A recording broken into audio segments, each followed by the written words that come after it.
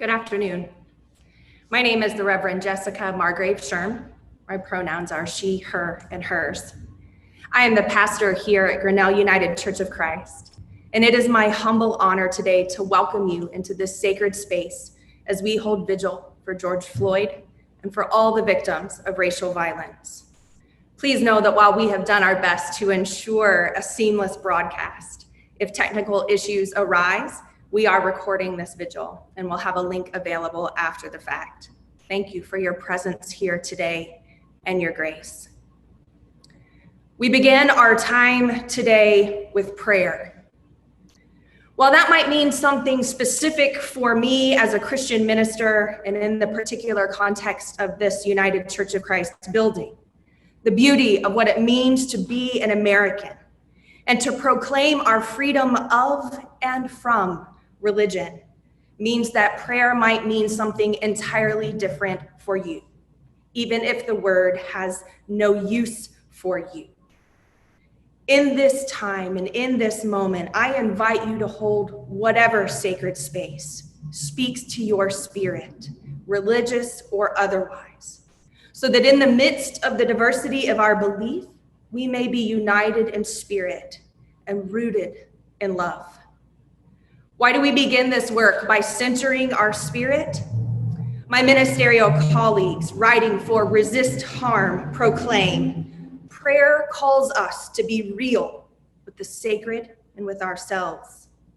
Authenticity is a form of resistance against superficial faith and unexamined questions.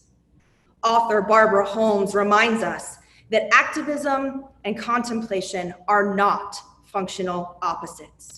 If we pursue justice without attending to the inner journey, we are more likely to do harm. Resisting harm means resisting the harm that we ourselves can do, as well as the harm that is done by others. Holmes concludes, we must root our lives in our concrete experience of the divine love that resides within us, or else we may mirror the very systems of domination and oppression we resist. And so with this in mind, we begin this virtual vigil for George Floyd and victims of racial violence with these prayerful words penned by the faith leaders at Infleshed. Spirit, who searches our hearts and calls us to courage as racist violence against your people and the earth persists, your spirit groans with us over all that is being lost. We come together to lament lives burdened and destroyed, communities criminalized and under-resourced, families torn apart, and lands stolen and plundered. Our lives are entangled in a complicated web of oppressive and racist systems, histories, and beliefs. They make it difficult to live as we have been taught, to lay down our lives for our friends, and to love our neighbors as ourselves. And so today we confess. Too often, our fear prohibits us from being bold in love. We do not do enough to hold ourselves, our communities, and those in power accountable to racial justice. Rather than cast our lot with the most marginalized, where race and other injustices wed, our loyalty is often granted to those most like us. Though prophets surround us, calling us to live and perceive differently, we confess we have ignored their pleas. So hear our hearts delivering one. We do not always recognize the ways that we are complicit in white supremacy, but we know that we are, individually and collectively. And yet we strive not to be. We believe by your sacred power that we can keep learning, keep growing, and disrupt the cycles of racism that run through our lives, through our churches, just like this one, and faith communities all across this nation, through our town, through our state, and in our world. Forgive us our complacency and lead us on paths of justice. For we believe and boldly proclaim that not even the forces of white supremacy can overcome the power of divine love. So rise within us and around us, Holy One, that your kingdom may come on earth as it is in heaven, not someday, but today, through the creative power of the sacred breath, which liberates the oppressed and frees the captive heart. We pray all these things. Amen. It is my distinct honor today to introduce those who will speak their truth for us. I pray that we would have the ears to hear. And first we will hear from Mezekerta Tesfay. She uses pronouns she, hers, and her. Mezekerta is a Grinnell High School graduate, graduated last year in 2019. She attends Beloit College studying sociology and social justice. And she will speak to us today from a piece entitled, You Break a Black Child's Heart.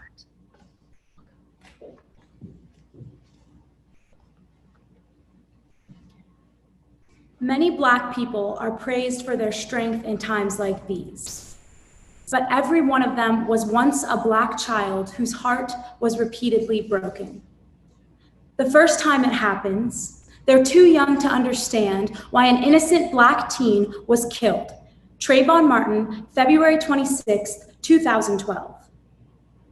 The second time it happens, 2 years have passed, and they understand the why a bit more, but mainstream media is screaming that those who are outraged by the why are thugs. Eric Garner, July 17, 2014. The third time, it's only been a few months, and there is no justification because the person who is dead was a 12-year-old boy whose crime was playing with a toy. Tamir Rice, November 22nd, 2014. The fourth time, they watch as police calmly escort out a white man who has just slaughtered 9 people in church. The Charleston 9, June 17th, 2015.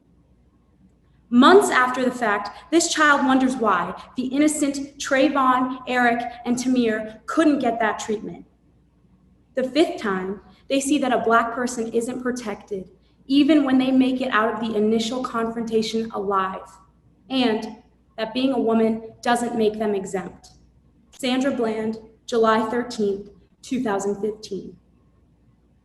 The sixth time and the seventh time it happens, 2 people are murdered back to back, one day after the other. And this child realizes that this happens more often than they think. Alton Sterling and Philando Castile, respectively, July 5th and 6th, 2016. It is then that this child is ruthlessly awakened to systematic racism and oppression. They begin to unravel the base level of painful truths that they are to accept in their life. That cops confidently murder their people in broad daylight because they know they are protected. That white people feel a stronger calling to protecting animals than they do Black lives. And that there is no justice for the Black people whose traumas, beatings, and murders have been burned into that child's mind. Black children learn that these killings happen daily and that media attention, due process, and justice for them are far and few between. And then they begin to see how they themselves are impacted by the racist structures that allow these killings to happen. They begin to understand why certain comments made to them made them uncomfortable. Great job on your test. I didn't expect that from you. Your kid is such a breath of fresh air. We need you in this show. You're our token Black person. Don't worry, we weren't talking about you. You're not like them. They begin to understand why they're exhausted around the people that they spend the majority of their lives with. They begin to understand that racism, without the physical violence, surrounds them daily and deeply wounds them. And while it is comforting to have found a source for their constant slight discomfort, it is also heartbreaking. Their heart breaks when they realize the second they walk into a room, they are proving themselves capable. Their heart breaks when they realize they are only valued if they fit or succeed a certain standard that they weren't meant to. Their heart breaks when they see that the mistreatment of animals gets more attention than the killing of their people. And their heart shatters when they realize that their whole reality being ripped out from underneath them isn't worth a single word of condolence from a white person. Their heart is broken the day they realize that their life holds little value in the eyes of a people who hold so much power. This child becomes a walking ball of guilt, shame, anger, jealousy, and mostly hurt, ready to explode at any moment. That is how they walk through the world as the 8th, 9th, 10th, 11th, 12th, and countless killings happen. Black children come to terms with the fact that their life doesn't matter in the eyes of the majority when they are in the formative stages of their life. You know what happens to most people when they feel like their life doesn't matter? They get anxious, they get depressed, and they get hopeless. But for Black children, that's just a part of life. They think there is no anxiety for them. There is no depression for them. There are no mental health disorders for them. Because even the mental health industry is founded on racist principles created by white men, that we are all born with a blank slate, and that mental health issues come from traumatic moments that happen to us. But Black children are not born with a blank slate. Black children are born with generational trauma that the world isn't working to change or undo. If you're shocked by this information because Black children or children that you know seem so intelligent, wise, kind, and comfortable, I can assure you they were performing for you. In truth, Black children are struggling with deep loneliness and isolation that they can't seem to cure because their therapy is white-centered, their schools are white-centered, their communities, friends, and lifestyles are white-centered. They feel unsafe and they feel numbed by this. Every time you choose silence, safety, and your privilege, you are teaching a little Black child you claim to love, appreciate, and value that their life is not as valuable as an animal's, that they deserve love only when you feel comfortable, and ultimately that they are a hassle to understand, that your life would be easier if they too were killed. You break a Black child's heart so young, and they never forget it.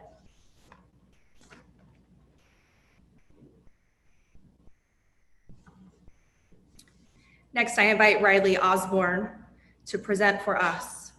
Riley uses she, her, hers pronouns and is a graduate of Grinnell High School in 2019. Riley attends Lawrence University studying international relations, and she will be speaking us today from a piece she's written entitled Fighting for Social Justice with Our Whiteness.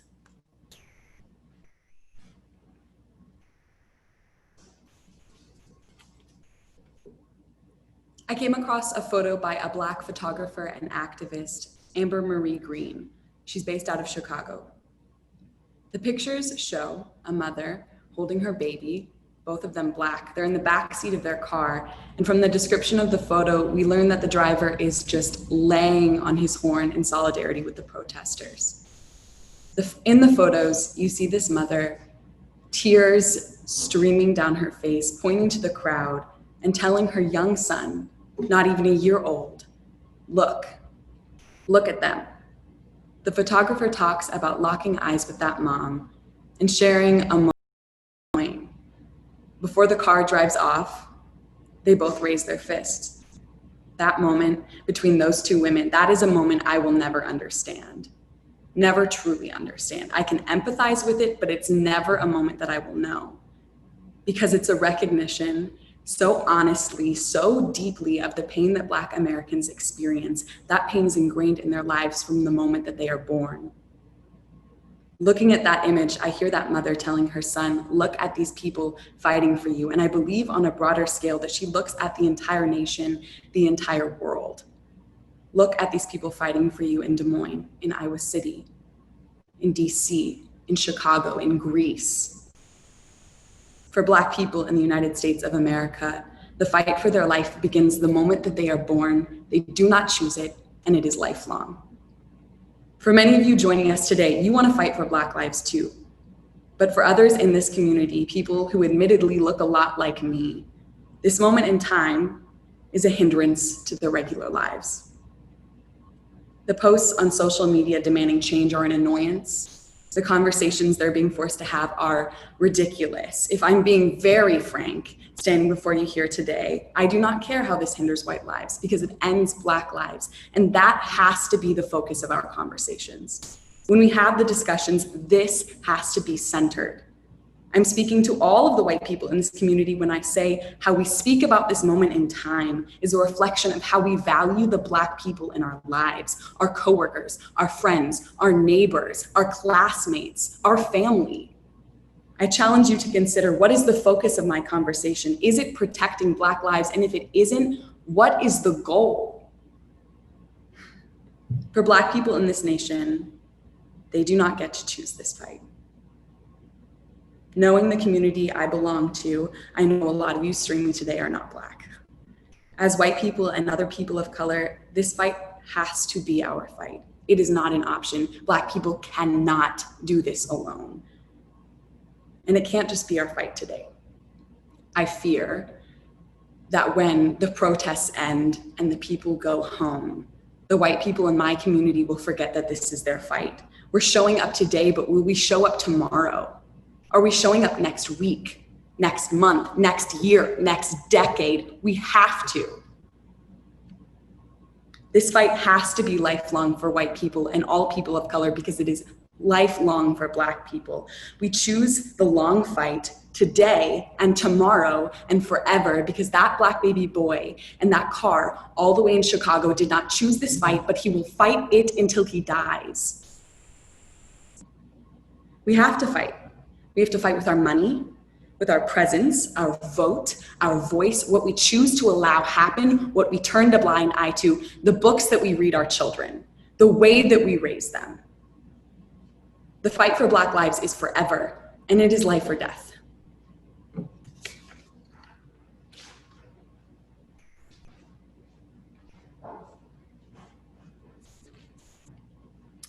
Next, I am honored to welcome Maya Phelps.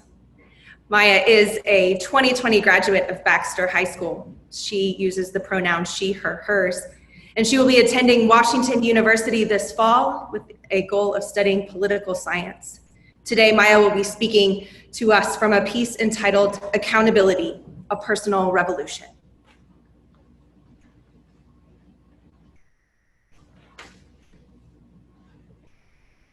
How do we keep getting to this point?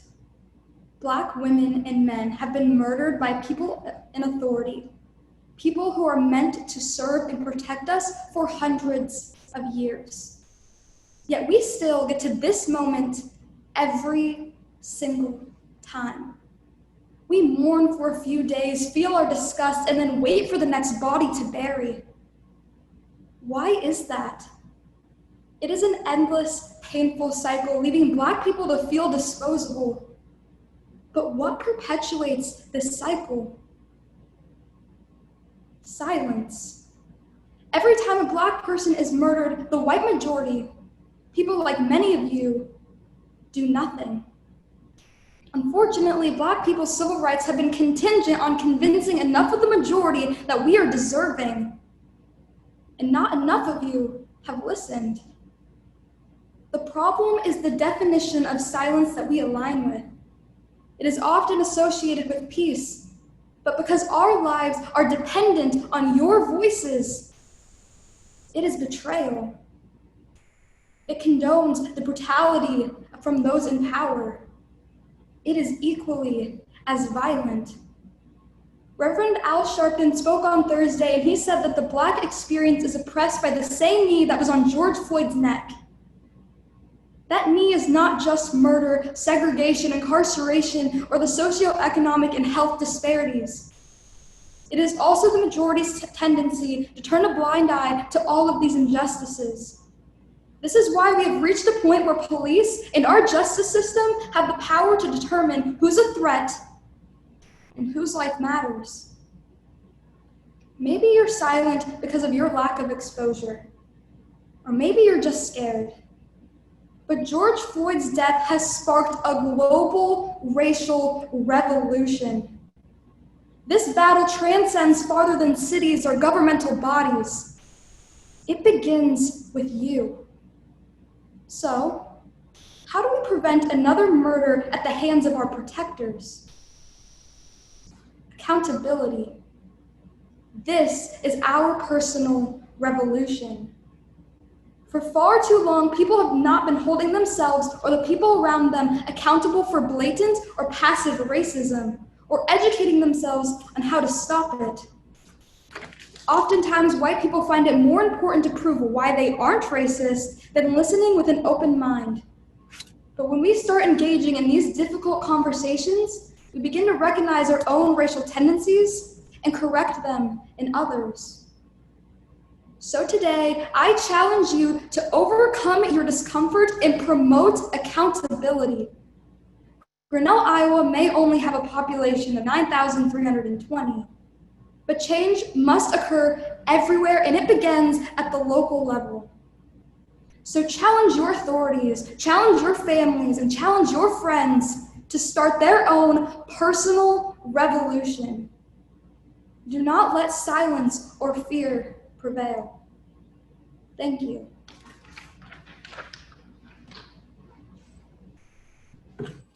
Now I invite Kesho.how, who uses pronouns she, her, hers, to close our time together today. Kesho is an educator, a neighbor, an activist, and a friend. Let us hear her words with ears to hear.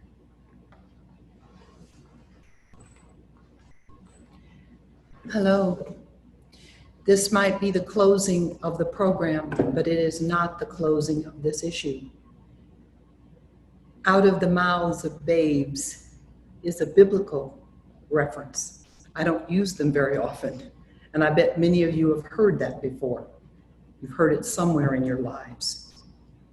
Well, I applaud these young people for their strength, for their talents, for their courage to speak out loud to the issues that the Black Lives Matter framework has inspired millions of Americans and people in 32 countries all over the world to do just that, speak out. I want to applaud the artwork of Gillian Ferguson, who made the sign that hangs outside of our standing community mural.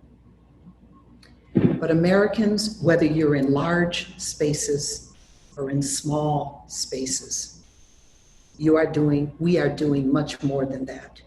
And this is why we're having this program today. One neighbor called another, led to talking, creative thinking, and the actions of a few. It created that standing community memorial at the UCC church that will be here a while for you to see. Those few people created the Sunday virtual vigil. Have you ever heard of anything like that before in your life until this time in our country's history? And those few group of people who got together created that rolling resource list that's right outside the church, which we hope will guide you as neighbors to the whats and the hows of how to correct the impact of racism in all of our lives. Because guess what? That is the work. That is the work we all have to do.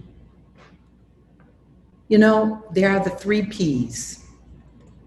You don't have to put up 3 fingers today because you'll know them. There is the pandemic. There is policing violence.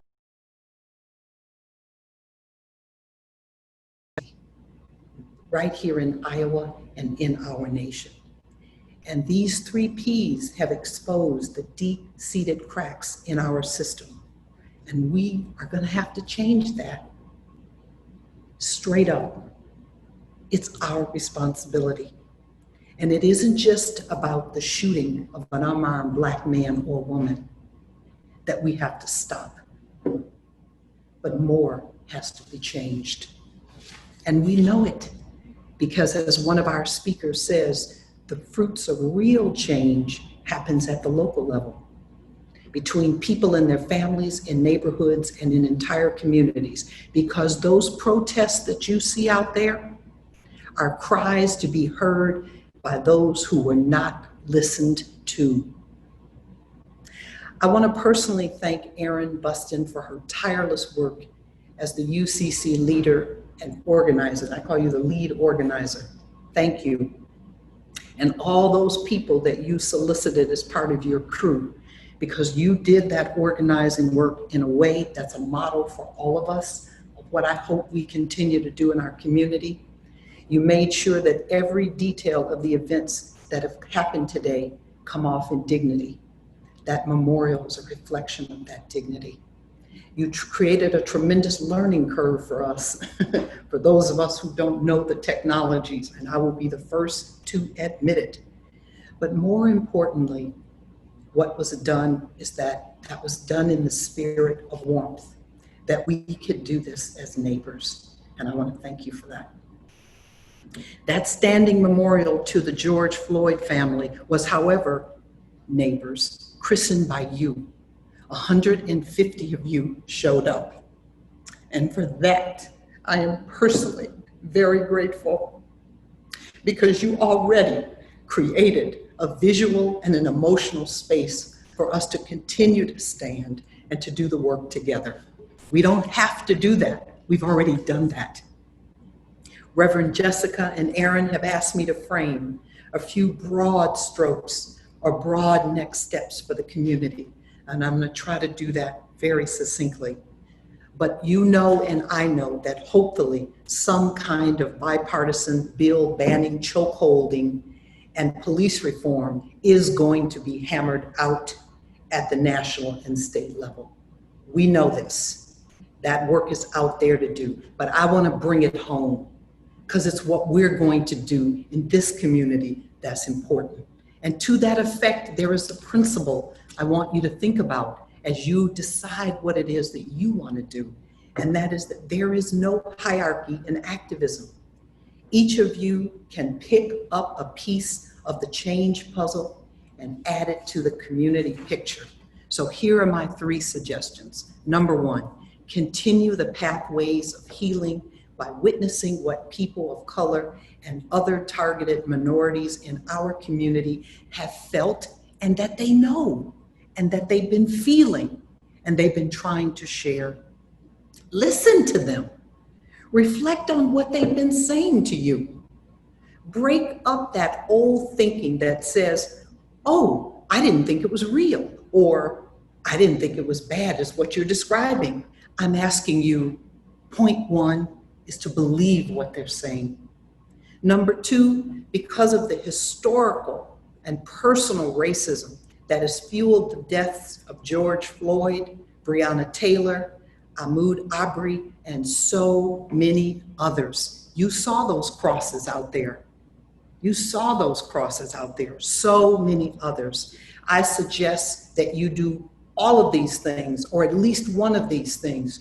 Join, donate, or create your own group to continue to do anti-racism work, because that's what it is about. And you do it at the personal level of your own history, of what you didn't learn, what you need to unlearn, what you need to relearn, and you do it at the institutional level. You have to do the work on both levels. You do not need a person of color to direct your commitment. Call your local representatives in this area, in this town, where local decisions are made, and ask them, what are they doing to make Black lives matter? Do that. That's important. Right here, someplace you can control, someplace that you're already a part of. Because frankly, doing it here in Grinnell is where it counts. Remember that the Black Lives Matter is only an umbrella symbol for reversing American social and economic inequalities. It's just an umbrella. We still have to do the work. And third, probably my favorite, is that we gotta breathe. We gotta take it in. And it's a lot to take in, that the cracks of a broken system, or the designs to exclude, belittle, marginalize, and disbelieve people of color by those who are privileged by their whiteness, that is not gonna change overnight. Whether by ignorance, we know, or whether by intentional desire to gain unintended benefits, the work is still here to be done by those with the most racial and economic privilege. And if that is you, then use your privilege for something good. Make it count. Stay for the long haul and do the work.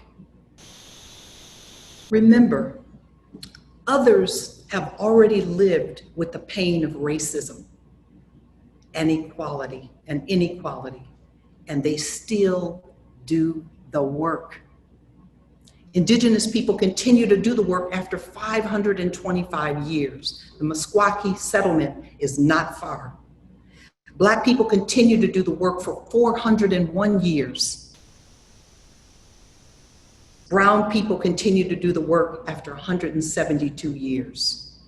Jewish people, gay people, and so many others continue to do the work. And guess who have been the beneficiaries of that work? Those with the most privilege, whatever that privilege is you have.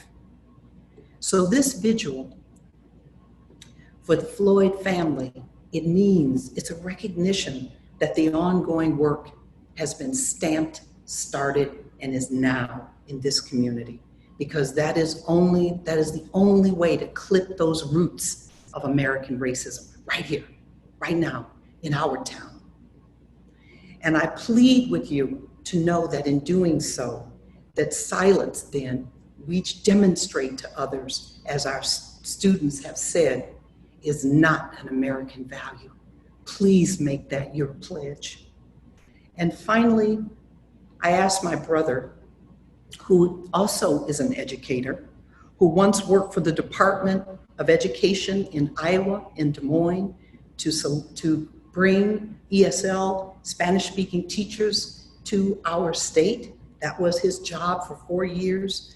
He's also a songwriter. And I asked him to write a song for this community. And he did so in 48 hours. When you're talented, you can do that. But I want to share this with you because I so appreciate what artists can do. They can translate things in a way that we can feel, that maybe speeches can't do. So I asked him to write this song, and I dedicate this song to you because you're my neighbors. This is where this started, in our relationship as neighbors. And I ask only that you proceed by passing this song on to others. Thank you. Na na na na na na na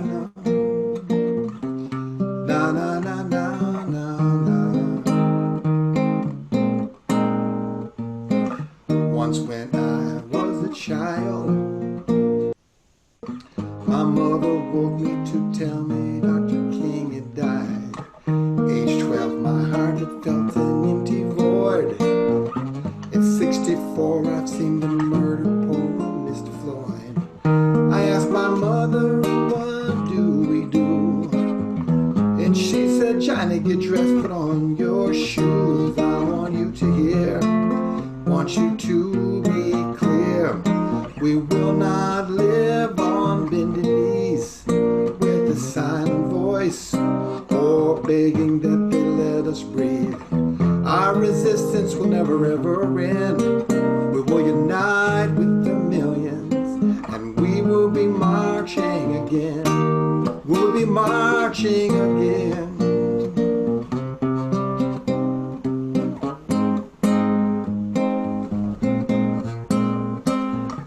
At this time, it must be clear to all that Mr. Floyd, he will not be the last to fall. The time is now, and now is the time for equality, for justice to stand against this crime. Police murderers, they must pay. Justice won't have it another way. We can plainly see it's up to you and me. We will not live on bended knees with a silent voice or begging that they let us breathe. Our struggle will never ever end. We will unite all over this world and we will be marching again. We will not live in an endless fear, and our eyes, they don't have endless tears. And we are raising our fists up high, our voices heard in a cloudless sky. We're demanding when we call for the self-evident truths of freedom, let them ring for all. The time is now, now is the time. That is why we're marching, and we will be marching again.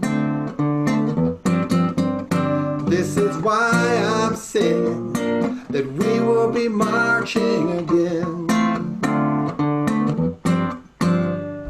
And Mr. Floyd, please rest in peace. Until there's justice, we won't cease. We will be marching again. We will be marching, marching.